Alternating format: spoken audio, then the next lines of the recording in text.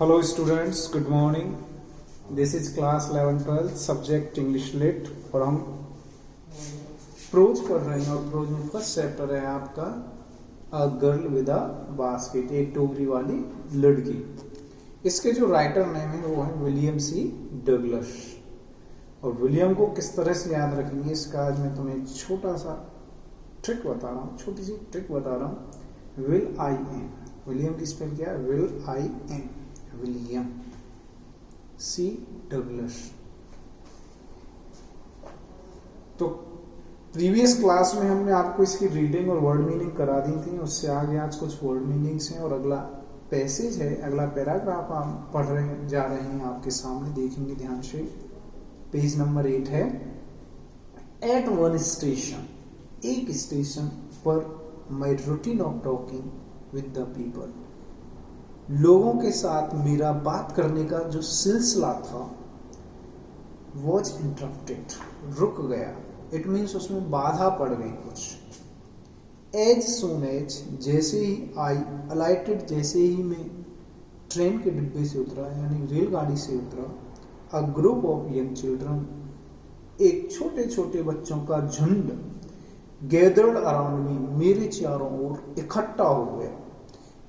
छोटे छोटे बच्चों के झुंड ने मुझे चारों ओर से घेर लिया, ऐसे कह सकते हैं। दे वर, वे बेच रहे थे, सेलिंग बास्केट्स, वे टोकरियां बेच रहे थे। हैंड वूमन, हाथ से बने हुए। रीड बास्केट्स, वो हाथ से बनी हुई टोकरियां, जो सरकंडे की बनी हुई टोकरियां बेच रहे थे। With simple design and patterns, बहुत ही साधारण तौर तरीके वाली simple design and patterns. They held the baskets high, उन्होंने उन टोकरियों को ऊंचा पकड़ा हुआ था। शाउटिंग वर्ड्स, और वो चिल्ला रहे थे शब्द। आई डिड नॉट नो, मुझे नहीं पता उनके जो शब्द थे वो क्या चिल्ला रहे थे। बट कन्वेइंग, लेकिन वो कुछ कह रहे थे। अनमिस्टेकबली देयर डिजायर, लेकिन वो अपनी इच्छा प्रकट कर रहे थे। इट मीन्स वो अपनी सामानों को बेचने की बोली लगा रहे थे। दीज वर रिफ्यूजी चिल्ड्रन, ये शरणार्थी बच्चे थे, ये शरणार्थी बच्चे थे। रिफ्यूजी मीन्स क्या? शरणार्थी। When partition between India and Pakistan, बंटवारे के समय, भारत और पाकिस्तान के बंटवारे के समय, was decreed, जो निकाल दिए गए। Hundreds of thousands of people, हजारों लोग, लाखों लोग, thousands of people, हजारों लोग, pulled up their routes and changed their residences, हजारों लाखों लोगों को अपना निवास स्थान छोड़ना पड़ा।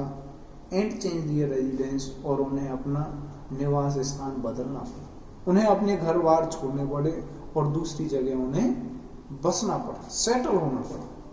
9 million people left Pakistan, 90 lakh लोगों ने पाकिस्तान को छोड़ा।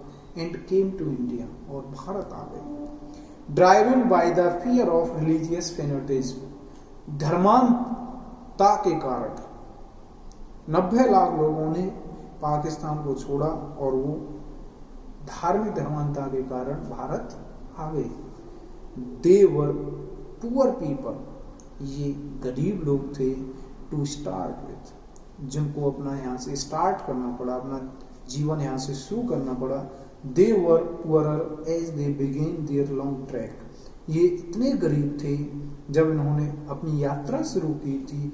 For all they could carry, ये अपने साथ ला सके केवल। Was a bit of food, थोड़ा बहुत खाना। एंड अ फ्यू बिलोंगिंग्स, और कुछ कपड़े। सून दे वर आउट ऑफ फूड, और ये शीघ्र ही इनका भोजन समाप्त हो गया था। A few days after they started, a few days, कुछ दिनों बाद इन्होंने शुरू किया। They begin to fall by the way side from the weakness of hunger, और ये भूख के कारण रोड साइड, ये सड़क के किनारे गिर गए। एंड डाइड, और मर गए। वेयर दे फॉल, जहां पर ये गिरे और वहीं पर ये मर गए। ये आपका पैसेज हो गया है कंप्लीट। अब क्वेश्चन जो आता है उसे ध्यान से सुनेंगे। रेफरेंस, एक्सप्लेनेशन एंड कॉन्टेक्स्ट, ये आपको 4 या 5 लाइन दी हुई होंगी बोर्ड में जिनका हमें रेफरेंस लिखना होता है। मैंने प्रीवियस क्लासेस में आपको बता दिया है रेफरेंस किस तरह से लिखते हैं, ये हमने पढ़ लिया। अब हमें इसका रेफरेंस देना है, किस तरह से देंगे।